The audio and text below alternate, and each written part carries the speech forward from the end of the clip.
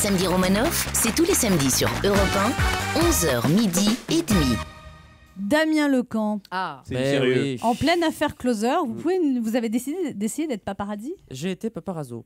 Hein Oui, parce qu'on dit un paparazzo, Oui. des paparazzi. Eh oui, c'est facile l'italien, effectivement. Un paparazzo des paparazzi, un gigolo des mamies, un gynéco des frottis. Et dans l'affaire Hollande Gaillet, un salaud des salis. Bon, le salaud, c'est le paparazzo, bien sûr, parce que l'infidèle, bon, ça va, c'est pas. Enfin, moi, je sais que je ne peux pas pardonner les infidélités de ma copine. Hein, c'est ce que je dis toujours à ma maîtresse. Ma vocation de paparazzo est venue dans le métro. Un homme est tombé sur la voie. Pris de panique, j'ai hurlé. Il y a un homme sur la voie. Enfin, appelez les pompiers. Willy appelle les pompiers. J'étais rassuré. Tout le monde a sorti son téléphone et tout le monde a filmé la scène.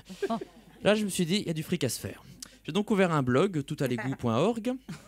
Je partais sur la route armé de mon appareil photo, traquant les infidèles, la cellulite, les gras du bide. Du moment que c'est célèbre, c'est bon. Je voulais que mon travail soit reconnu dans tous les salons de coiffure et toutes les salles d'attente de France.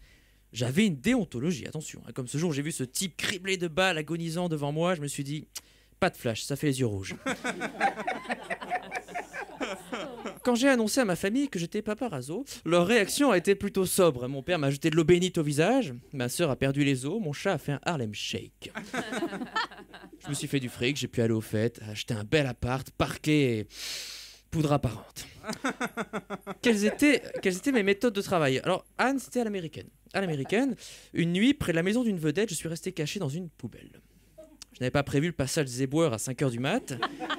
Bilan, un gros orteil sectionné. Mais un scoop, les Français ne trient pas leurs déchets. Je suis revenu le lendemain, je voulais savoir avec qui la star passait ses soirées. Alors j'ai trouvé dans la poubelle des magazines, elle, Marie-Claire, du maquillage. Mon esprit de déduction est vif. Pour moi, il s'agissait d'une femme. Ou peut-être d'un homme qui a des habitudes de femme. Affaire classée. Je bossais avec des informateurs aussi. En pleine affaire Carlton de Lille, mon indique me dit « Le loup est dans la bergerie. Le cochon dans le maïs. La cabane est sur le chien. Le lapin à la carotte en feu. » Résultat, je suis allé au salon d'agriculture de Port de Versailles, on s'était pas compris.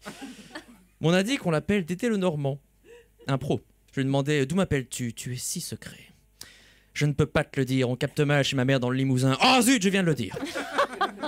Mais il savait plein de choses, je disais « Coluche, accident ou meurtre ?» Il répondait « L'un ou l'autre. » 11 septembre, attentat, conspiration, peut-être ben que oui, peut-être ben que non. Qui a tué Kennedy? Oh, tu es naïf, Kennedy n'est pas mort. Et les chroniqueurs n'en touchent pas à mon poste.